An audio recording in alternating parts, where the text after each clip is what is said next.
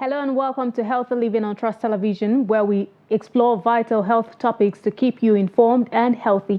I am Aisha, Salihu.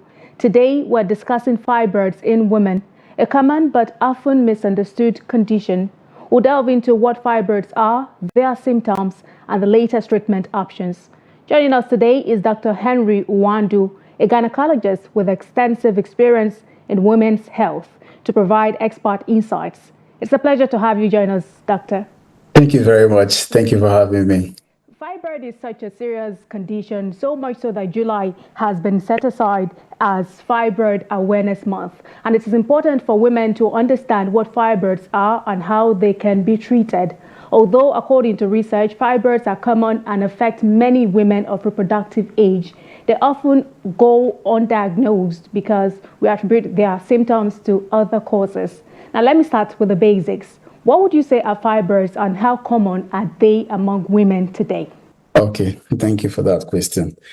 Fibroids are non-cancerous growths or non-cancerous tumor of the uterus. The uterus is the same thing as the womb. Yes, they occur in women within reproductive age group. That is, women that have reached the age of procreation. Yes, they are very common among women within the age of 30s and 40 years. Okay, and they are very common in the society, especially among the Black population. Black women all over the world, you understand, have an increased tendency of developing this condition. They are less. They have lesser incidence in the Caucasians, and I must also mention that. Well, we'll get back to that. The cause is really unknown, but there are a lot of risk factors which I will mention in the course. Okay, I'd like to know in particular, how would you say they develop in the uterus? And would you say, are there different types of fibroids though?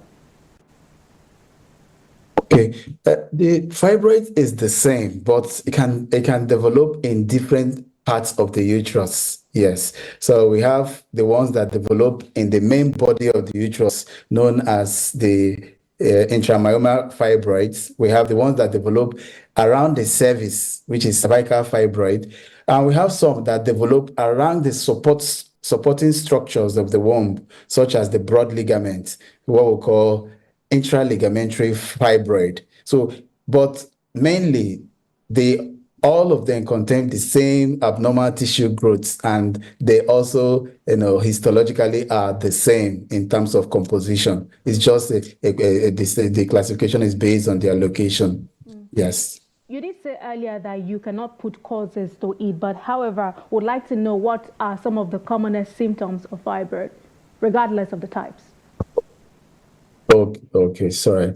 Okay, so I said before that, yes, that the cause up to today, scientists have not been able to identify the major reason why fibroids grow.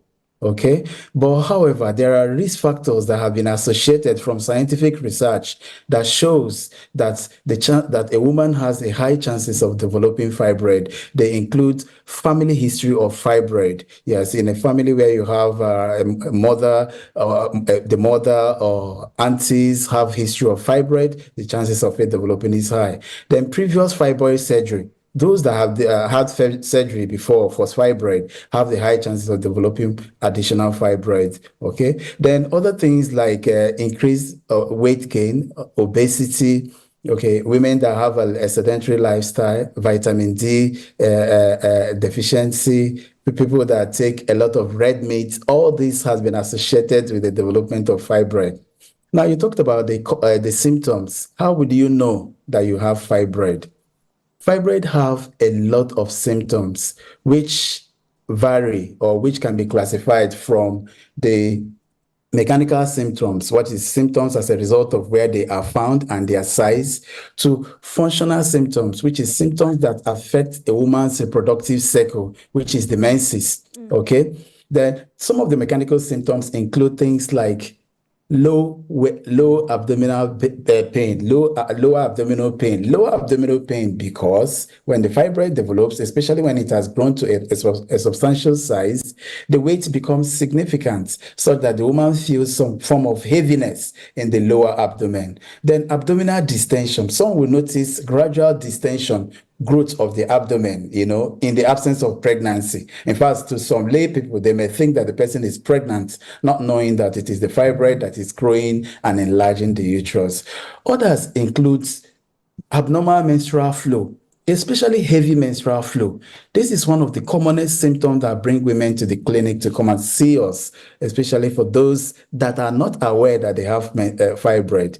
They will, come complaining that their menses is either has increased in duration, which is maybe from 3 maybe to 5 days to 1 week or even more, or that the menstrual blood flow is now much, meaning that for somebody that previously uses maybe just 2 pads in 1 day, the person now start using 5 pads, 6 pads. Even some people can start doubling their pad. So this is one of the commonest symptoms. Then others are things like constipation, difficulty in passing stool, frequent urination, the increased frequency of urination.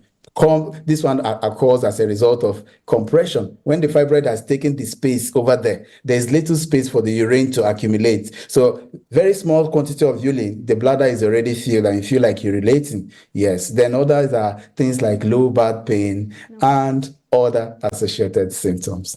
Doctor, you have stated quite a number of risk factors and also symptoms. That, in a nutshell, means women have to pay attention to some of these symptoms and seek medical advice if they experience any of them. And this would now bring me to my next question, where you said women now have to come to the hospital. How then are these symptoms, or how then is fibroid diagnosed when they eventually make it to the hospital? Okay. Yeah, exactly. Now, fibroid can be diagnosed in 2 different forms. Number one is for a woman that experiences any of these symptoms and then comes to the hospital, and the diagnosis is made. And others could be an incidental finding. Somebody came for maybe a woman that has had recurrent abortion or maybe recurrent miscarriages, or came for a routine medical health check, and then they discover that the person have fibroid. But in the 2 cases, one thing is common. The diagnosis is made based on the history, that is the discussion you're going to have with the doctor, based on the symptoms you are experiencing. Then examination. Examination means the healthcare personnel or the healthcare giver will now examine you, which also includes a pelvic examination to assess the size of your uterus and the shape and all that. And then lastly, the third part is investigation. Investigation means some laboratory tests as well as radiological tests that can be done to tie all this together and now make a diagnosis of fibroid.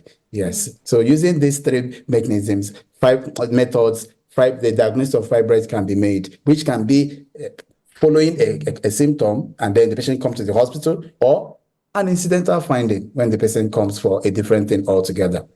Thanks for that clarification. You did mention earlier that fibroid is more prevalent in Black women of Black race. And this now brings me to prevalence and the need for awareness. How common are fibroids among Nigerian women today, and why is awareness crucial?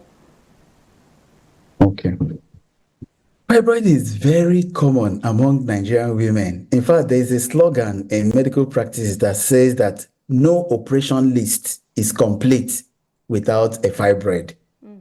What that means is that, of course, every day, different surgeons have their operating day in the theater. It is believed that for every operation list to be complete, at least 1 fibroid will be there. That shows you how common it is. Yes, it's one of the commonest, in fact, it is the commonest benign malignancy of the reproductive tract in our women in this part of the world.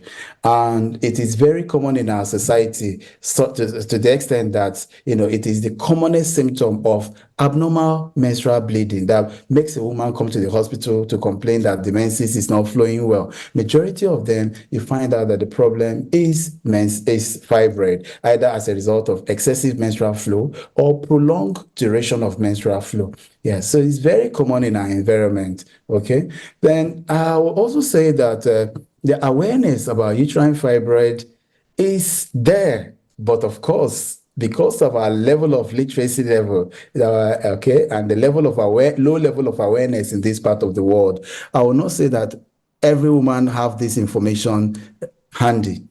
This is the reason why a lot of them, before they come to us, may have started trying or may have started receiving treatment from traditional herbalists, from spiritual homes. Some have even undertaken some procedures that actually will put their life in danger in an attempt to try to, stop the symptoms, of which I said that the commonest one is menstrual irregularity. Okay. Then that's when they come, when we make the diagnosis, we find out that majority of them have gotten wrong treatments that could even worsen their condition than the primary fibroid that they come with. So I would say that the awareness is low. So there's need to raise awareness on this common malignancy or the common tumor of the uterine wall, so that people can be aware and also know the symptoms that the fibroid presents with, so that they can present early in the hospital and also receive the treatment that they deserve.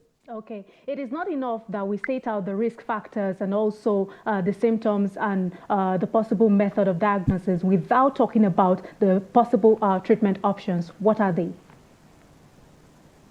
Okay, there are in fact, let me start by saying that fibroid can be treated both by expectant management as well as by definitive management, or what we call active management. For the expectant management, I want to say that not every fibroid deserves treatment, because if you start treating every womb that has fibroid, almost half of our women will be receiving treatment for fibroid. If fibroid is found in a woman and it is not causing any symptom, any of the symptoms I mentioned, or is an incidental finding, okay, that fibroid may not require or may not warrant any form of clinical intervention. Yes, this is because it is common among our women, and it is one of the commonest benign tumor that you can see in reproductive age Black women. So in the absence of symptoms, there may not be any treatment. But there are things that can make a woman, come for treatment.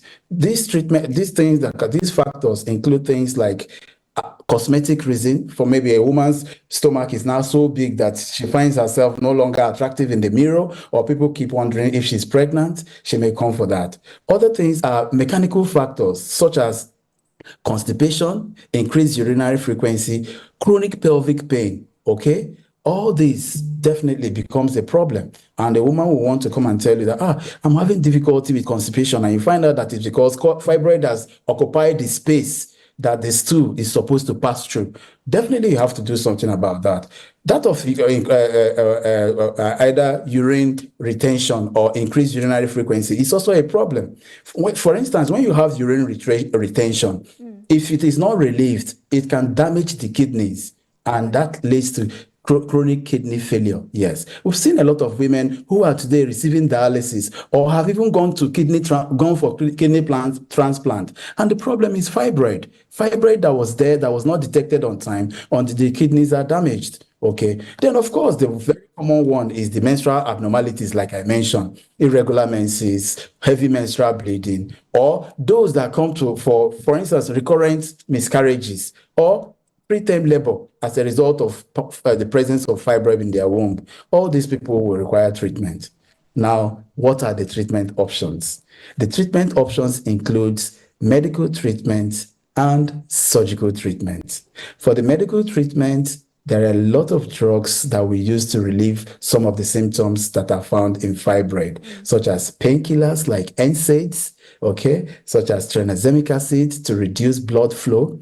We have what they call gonadotropin releasing hormone agonist. Okay, this reduces both the blood flow as well as shrinks the fibroid size. Okay, these are some of the medical management. The surgical management includes conservative surgeries and radical surgeries. Conservative surgeries are things like the use of laparoscopy to remove fibroid, okay, or the use of hysteroscopy to remove fibroid. We also use things like umbilical artery embolization, where you block the blood supply to a particular fibroid, and then the fibroid will gradually shrink. We also use other things like laser therapy, magnetic resonance focused ultrasonography, where you use ultrasound waves to destroy. All these are conservative surgeries. Then the open surgeries or the radical surgeries are the ones we call the mammectomy, as well as the hysterectomy. Mammectomy simply means a surgery to remove the fibroid and preserve the uterus for especially women that have not completed their family size or that are still interested in reproduction.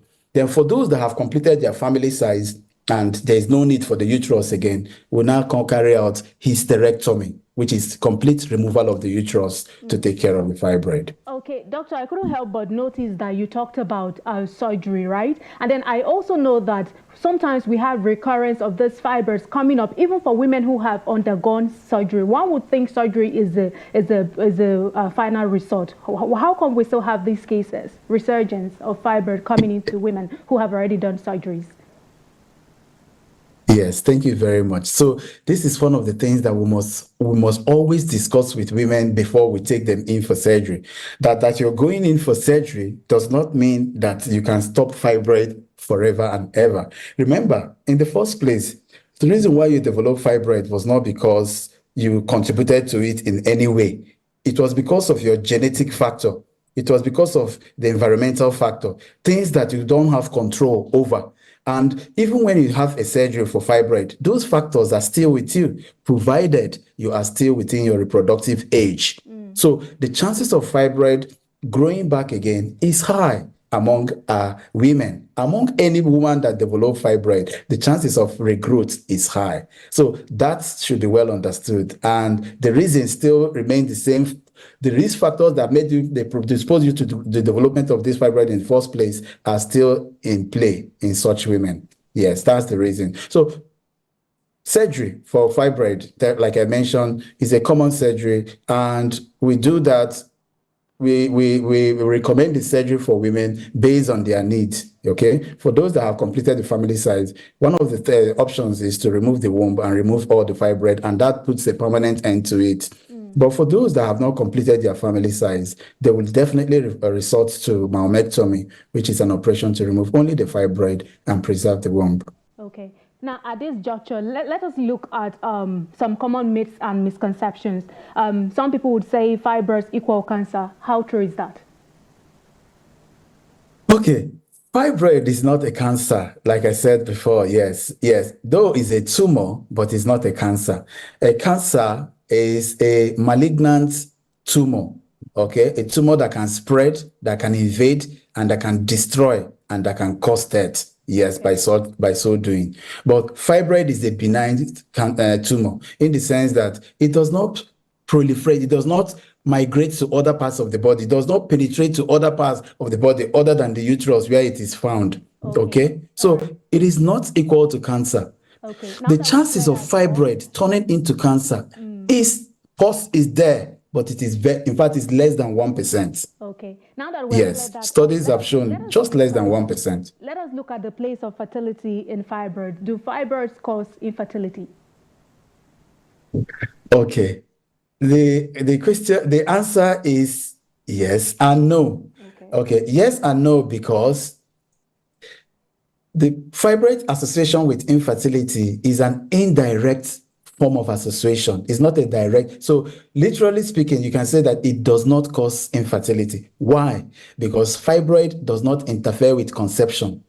However, the number of fibroid, the size of fibroid, the location on fibroid can be associated with recurrent miscarriages or recurrent abortion, preterm delivery, as well as difficulty in conception. Why? Because when a fibroid is located in the cervix, for instance, the one we call cervical fibroid, it will block the cervical canal, which is the opening through which menses flows out. And because it's tiny, because it's a small space, any fibroid that develops around there will block that particular entrance. making it difficult for sperm cells to swim across. So mechanical barrier causes that, but it does not affect the egg nor the sperm. The second one is location. If fibroid is much and has occupied the places where the baby, where the fetus after fertilization, the embryo after fertilization is supposed to implant, it now becomes very difficult for implantation to occur, because implantation usually occur in a place that is well prepared, that is soft, that can allow the embryo to gradually penetrate and anchor itself on the maternal uterus. But fibroid, being a very solid stone, like a stone-like kind of tissue, okay, makes it impossible for such implantation to occur, and that will lead to difficulty in conception. Then for those that have conceived, if fibroid has grown in the womb to such an extent that it has taken almost a larger component of the womb in terms of size, leaving a very small space for the baby to develop, you find out that at a particular stage of development, the baby can't continue. And what will happen? The pregnancy will miscarry. And that comes out as miscarriage. Yes, you can see, though the woman can get get pregnant, but there's limited space for the baby to grow. As a result of that, she keep presenting to the hospital with recurrent miscarriage. And then when you check her, you discover that she has huge amount of fibroid occupying the inner part of our womb. Then the other ones are preterm delivery. Yes, preterm delivery is associated with prematurity, and prematurity is one of the leading causes of death in newborn when babies are delivered preterm. Fibroid can also cause that by occupying the space, not allowing the baby to take in enough space. Okay, for those that are not big enough to cause early miscarriage, the baby can grow to an extent that at least can allow the baby to survive, but not up to maturity. And that can trigger preterm labor. Yes, preterm labor. And when that occurs, babies are born prematurely. So for those that do not have adequate hospital care, such babies will die. And the woman, despite the fact that she was pregnant, still does not have any baby. And people see her from the outside world as an infertile woman. So these are so many other ways that fibroid can affect fertility. But it on its own does not stop a woman from conceiving. Of course. As an expert in your right, what advice would you give to women who are dealing with fibroids or at risk of developing them? Okay. Like I said, every woman, especially in the Black race, every woman has a very high chances of developing fibroid. So it is important that as a woman, once in a while, you understand, you go for what they call a well women checkup. Okay, medical checkups. Medical checkups helps you to remain healthy, not just about your gynecological issues, but all the general aspect of life. But most importantly, when you notice any abnormal changes in your system, especially in your monthly menstrual cycle, abdominal distension, that is abdominal swelling, gradual abdominal swelling, or constipation, or increased urinary frequency. Because like I told you, some of them that have come that were found out with, that were diagnosed chronic renal failure, the problem was that they had all these symptoms. They didn't understand where these symptoms were coming from. And by the time they present to the hospital, their kidney is already gone, requiring kidney transplant. So any abnormal thing you notice in your system, please, it is important that you seek the attention of a qualified medical personnel, qualified medical, not traditional doctors, not nurse attendants, not laboratory technicians and stuff, and so on and so forth. Okay, because those things will help us to check you thoroughly and pick this diagnosis on time and be able to classify you and decide what kind of treatment options that you need at that time. If by so doing, it will reduce some of the complications. Yeah. All right. Thank you so much. There we had Dr. Henry Uwandu. Thank you so much for sharing your expertise with us today. Your insights have provided a clearer insight and perspective on fibroids. If you have any Thank you concerns very about much. fibroids or Thank you other for women's having me. health Thank you. issues, don't hesitate to contact your healthcare professional. And that concludes this week's episode of the program, Healthy Living on Trust Television. Before we leave, we're going to leave you with a few facts that you didn't know about fibroid. Join us next time as we continue to explore subjects crucial to your health and well-being. I'm Aisha Salihu. Thank you so much for your time.